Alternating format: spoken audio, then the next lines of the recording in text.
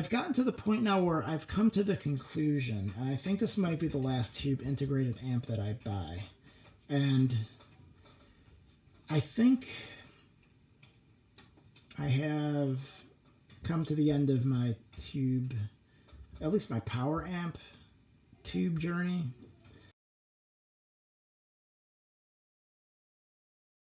Hello, people of the internet. Listen, I know what I said, and I said what I meant, at least at the time, that I was done with doing tube power amps, which included integrated amps. And then I bought the Dynaco ST70. And then I bought this.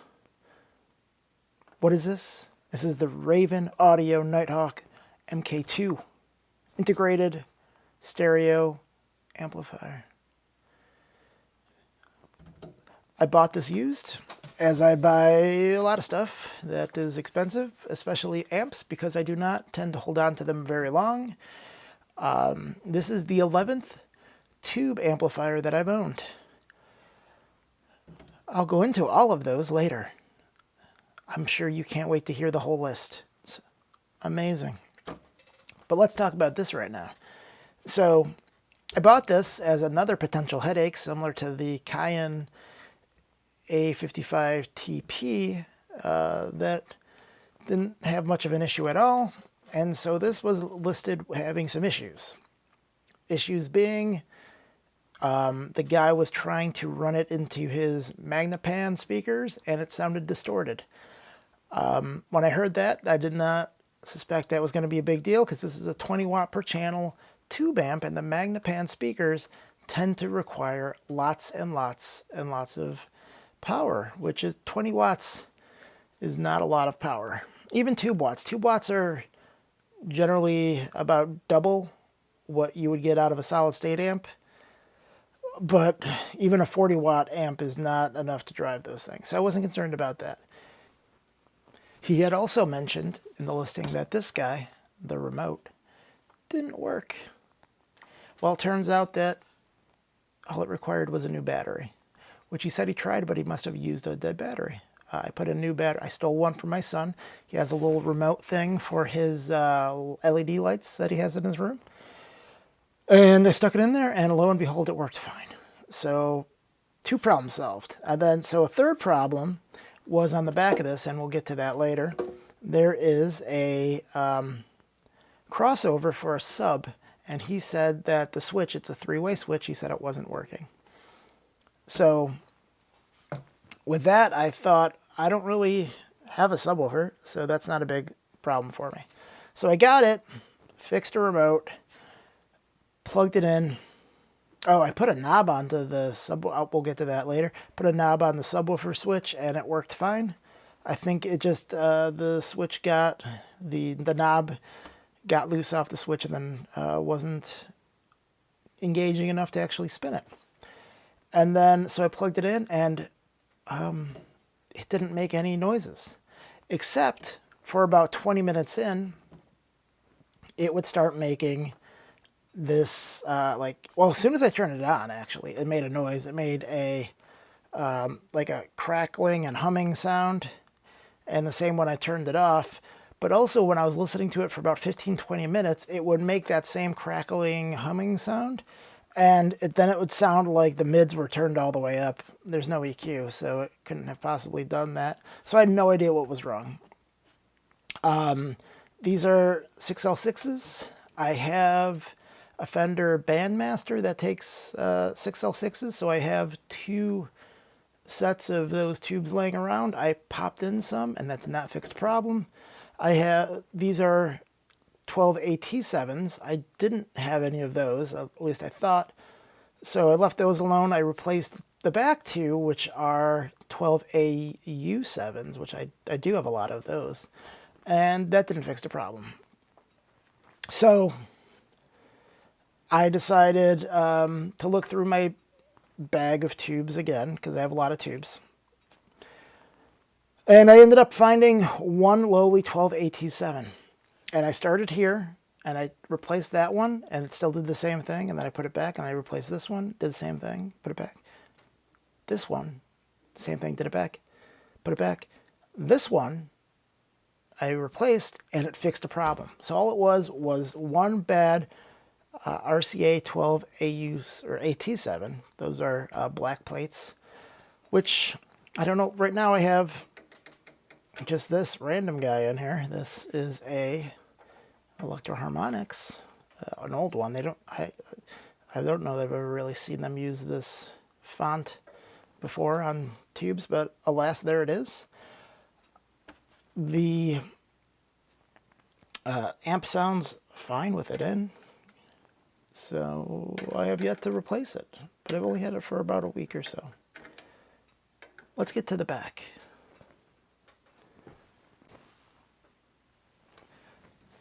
The back. You have 5 inputs.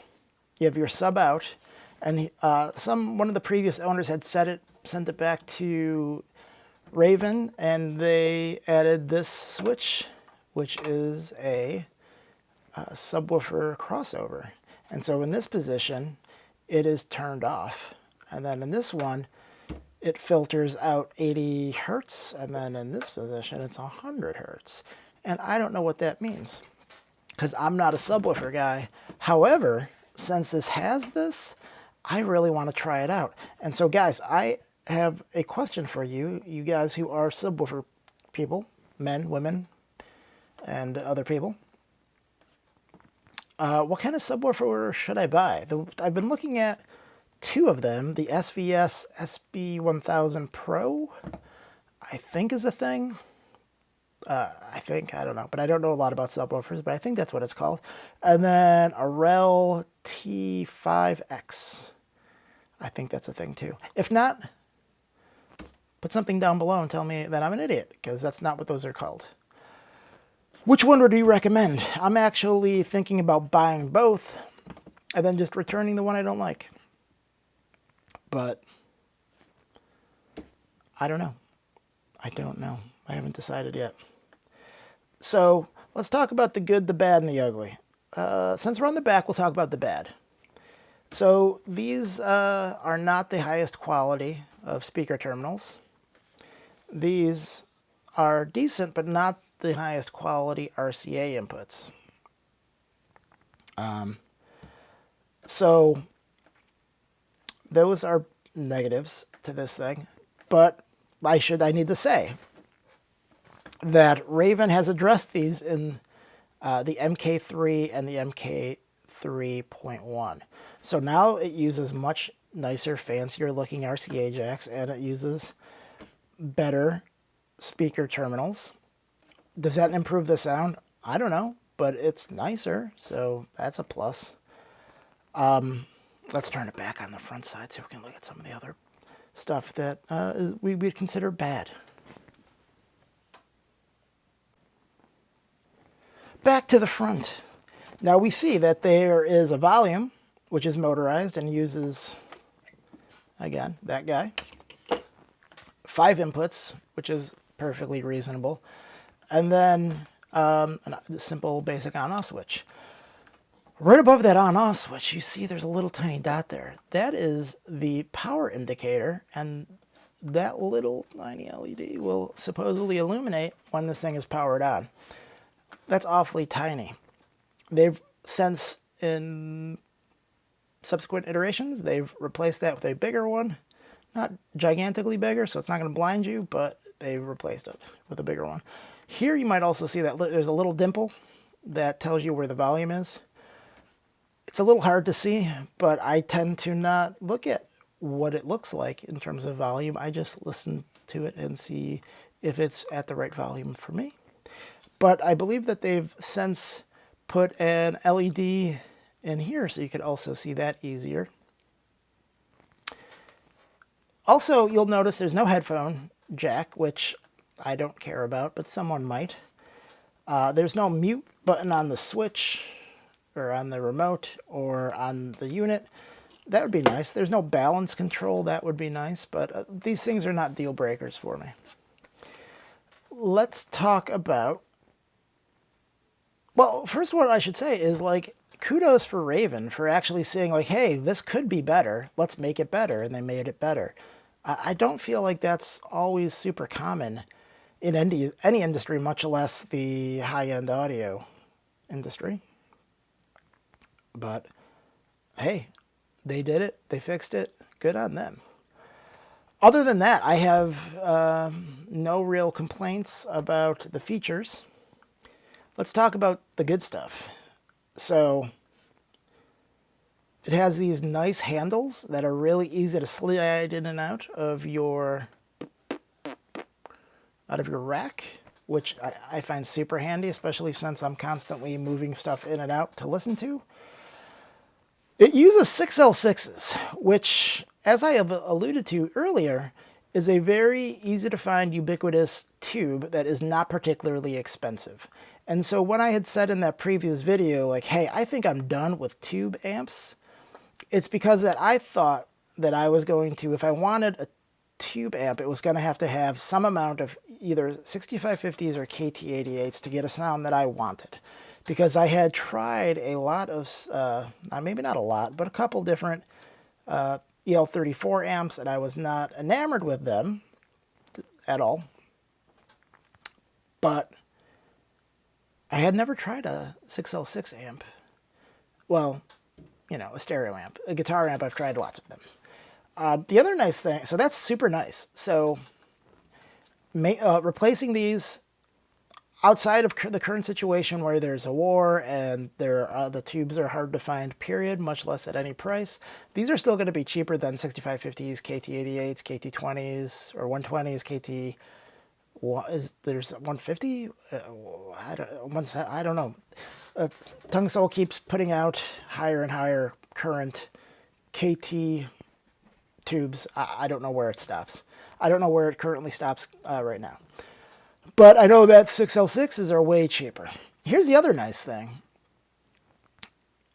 12AT7s and 12AU7s are common enough so that you can find them, but they're not used as much as, like, say, a 12AX7.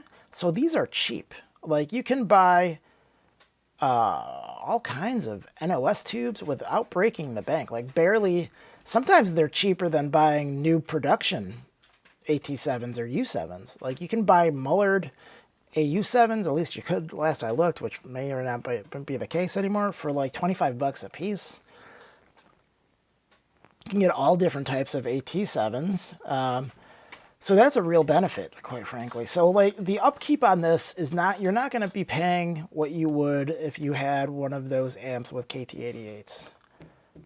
And then these guys, they tend to last almost forever, except for that RCA black plate that went crazy and started making crazy noises in this thing.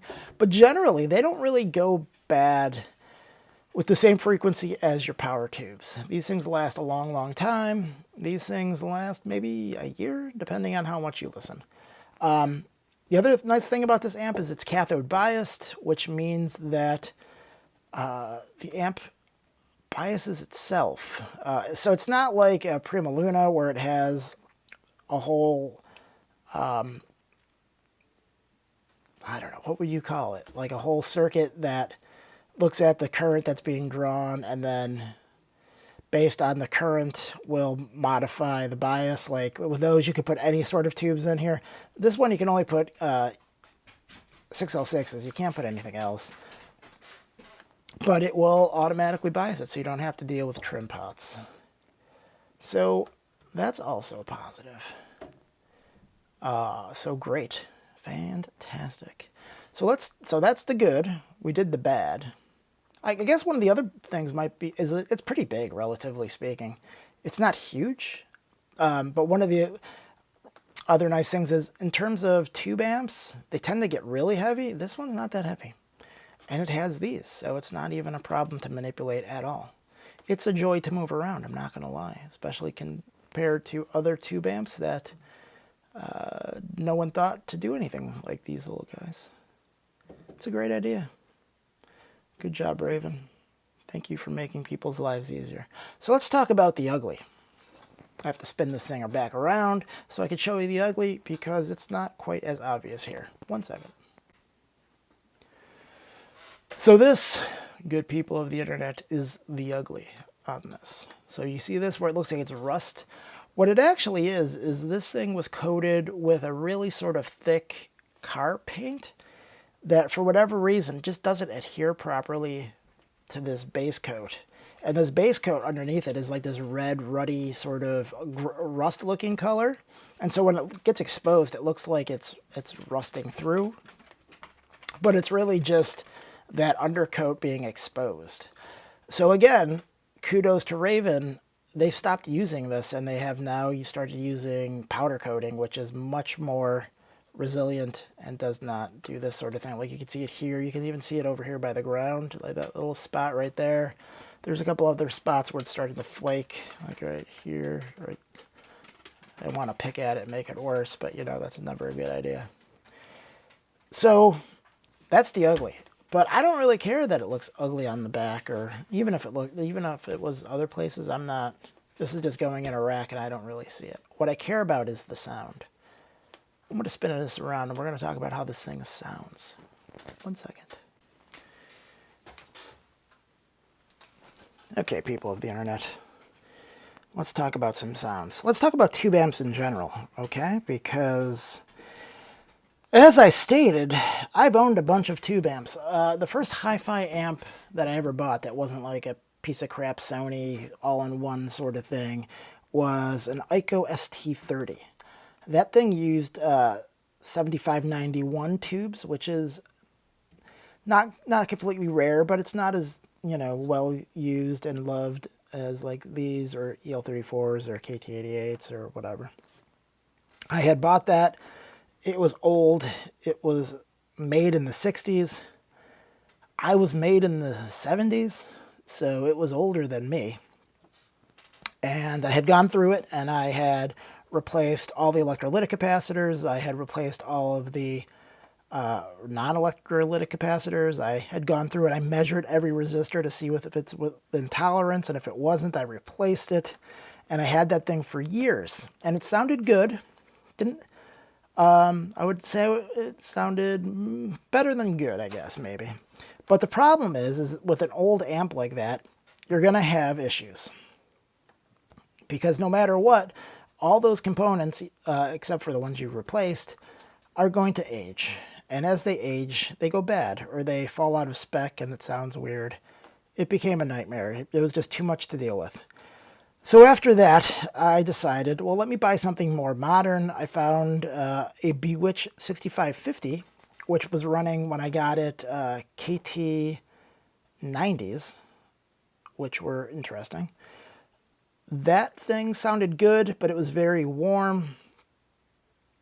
It had tube rectifiers, which was kind of nice. Regardless. So from there, I ended up moving away from that because it was a little too warm. I had bought a Rogue Kronos, the original version. Most people don't know that the original Kronos, before the Magnum and the subsequent 2 and 3s, had EL34s. So I had that. I also had a Triode Electronics TRV 34 SE. That was a Japanese-made amp. Anything else remarkable about that? Oh, it was EL34s.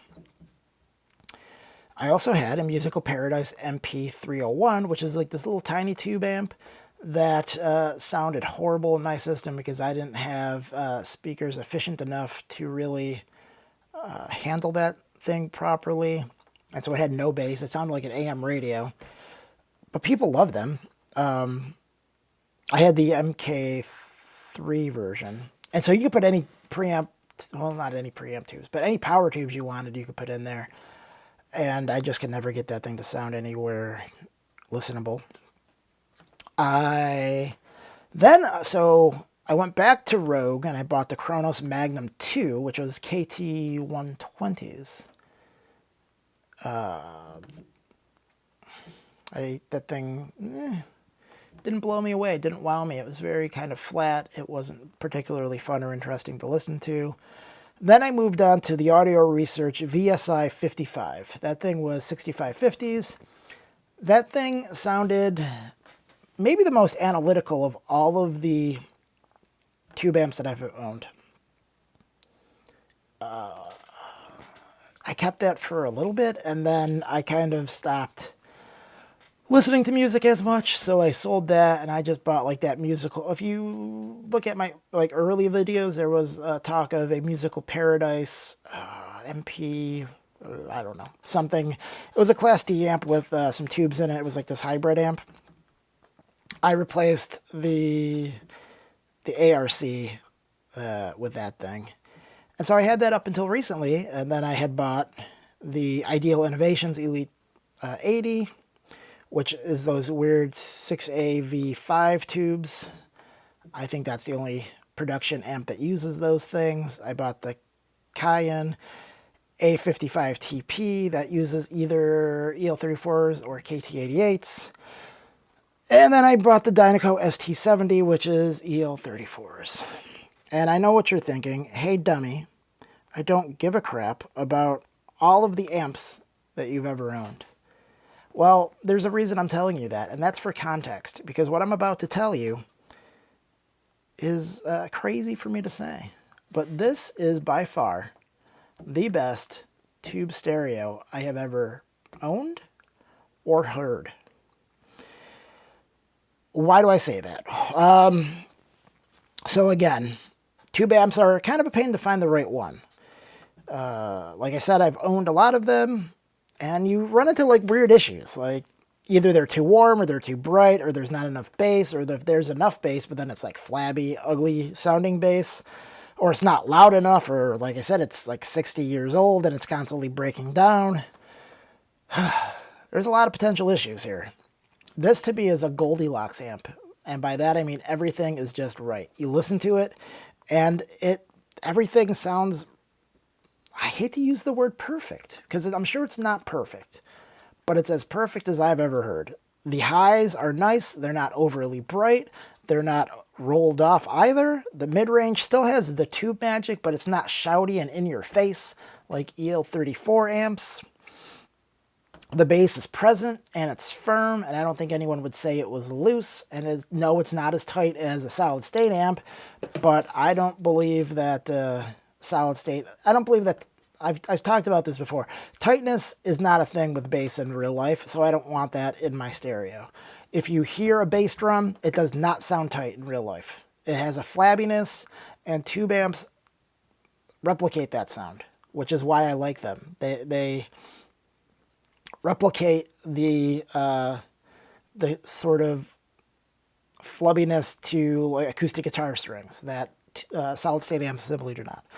So someone might listen to that and say, hey, that's not tight enough. But having played music for many years, that's what that stuff sounds like. It doesn't sound tight.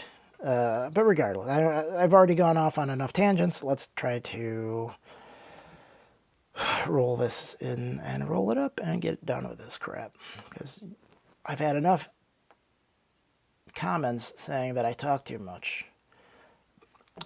But I try to keep this conversational. I like to talk about this stuff. I try to talk about it with my wife. She doesn't care. She doesn't care at all. I'm like, hey, this sounds really good. You want to hear it? Nope, doesn't care.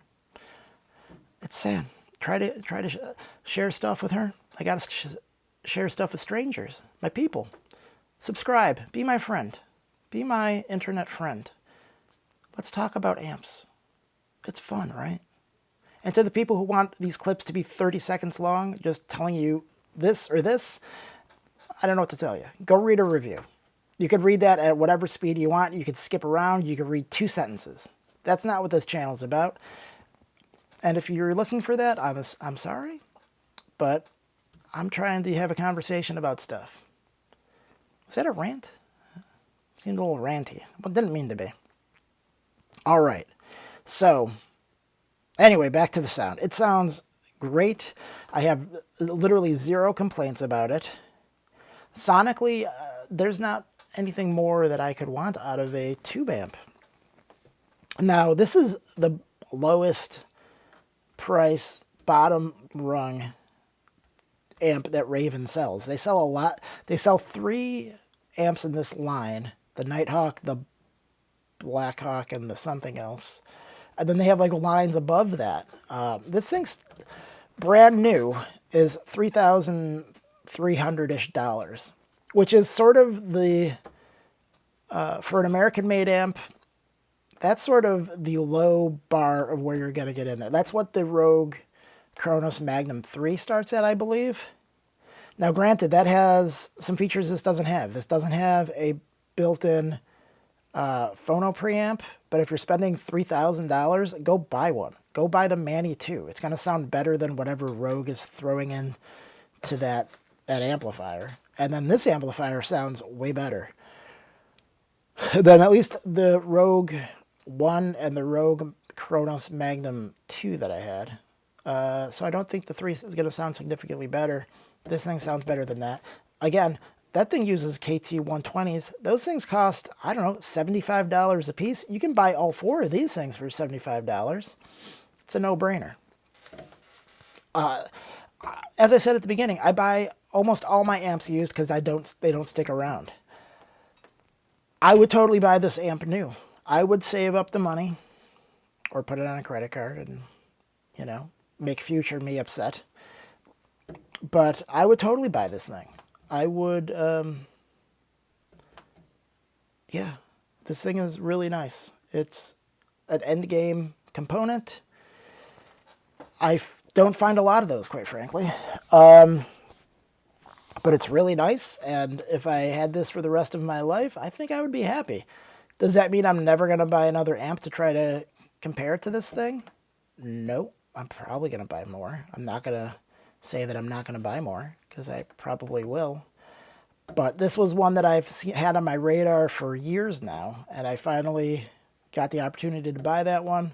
It was extra cheap because there was some issues, theoretical issues. It turned out to be one issue that the previous owner didn't have. But yeah, this isn't going anywhere. This is going to stay with me for the foreseeable future. Unless I make another video with something else. I'm like, oh, that's better. But the only way that I think I can get better than this is if I go up the line, which I'm probably not going to do. But it'd be nice. Maybe I'll run into some money and then I'll do that. The other problem too is the setup that I have and the placement of my speakers. There's a bar, a ceiling in which I cannot get over. I'm not going to be able to get over. So this is, you know, far and away more than I probably deserve to have. Oh, I want to show you guys one funny thing before I cut this video off. So, as I said, the previous owner said that this thing didn't work. I had to put a battery in it. So I opened up the back. There's this back with 6 screws. It's this really nice machined aluminum with like this silk screening on it. So I opened up the back because I'm like, that's a really big back for a small remote. And this is what I found inside. Look at this. Now, some amps will, when they have a function like this with a remote, they will just give you this. So at least I kind of hid it in a beautifully machined box. But of all the things that I'm worried about, this is the only thing I'm worried about surviving, because I tried to like source these things out on Alibaba or on eBay or Amazon, and I couldn't find this thing. It has a model number. So hopefully Raven stays in business long enough to provide these to me if this thing ever goes bad. But, you know, maybe it'll last forever. Like, I've never had a TV remote die, but those are usually, you know, one made by Samsung or LG is probably built to a higher tolerance than this little guy. I just thought that was funny. But there you go. Hop on Raven. I don't know what it is. RavenAudio.com? I'll Google search it. I don't know what I'm talking about. I really think that if you're looking for an integrated tube amp in the sub $4,000 range, I really don't think you're going to do better than this. I really don't. I've heard, like I said, I gave you that whole long list for a reason. That was for the context, right? If I said, this is the best thing I've ever heard, and then like I don't tell you what else I've heard, it's meaningless because you have no barometer to judge it by. But I've owned a lot of stuff, including what I would say is the main competitor of this being the Rogue Kronos 3 And this thing is beyond better than that in terms of sonics. So, I don't know. Check them out for sure. Thanks.